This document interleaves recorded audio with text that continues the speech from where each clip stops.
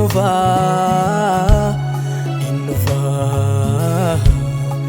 Yesus innufa Dabilos inkufa Innufa Yesus innufa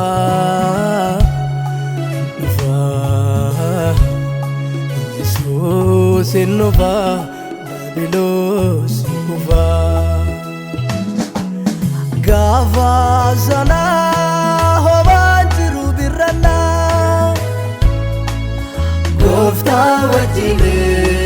bara baraan jiraanna Gaafa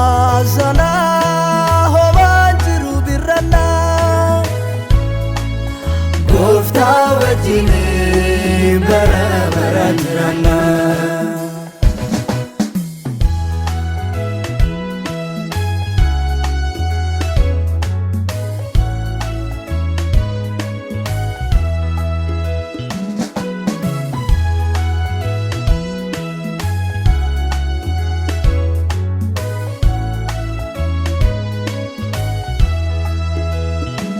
Kumaatama ergamoota marfame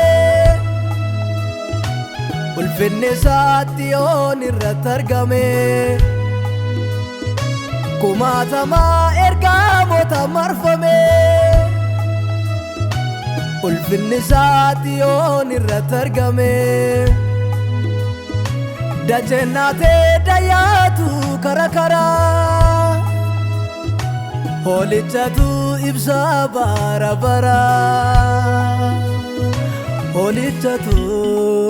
ibsa bara bara Holichatu ibsa bara bara Holichatu ibsa bara bara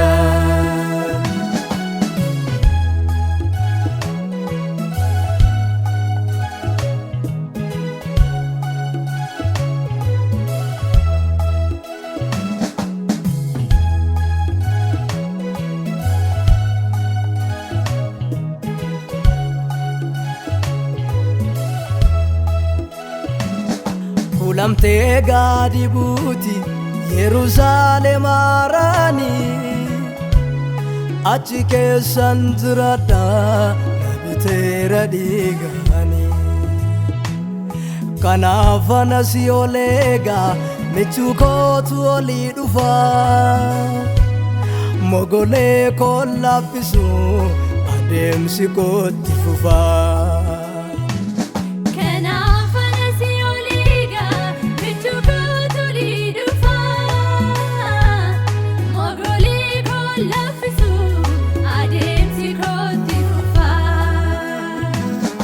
Kanaaf anas ol eega michuu kootu olii dhufa Mogolee koo laaffisu adeemsi kootti fufa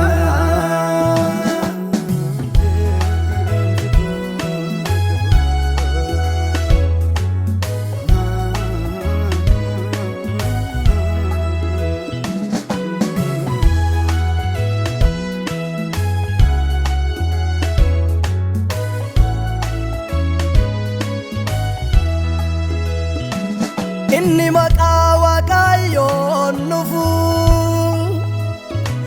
eebbifamaadha eebbifamaadha Inni furtuu Si'ool harkaa fuudhee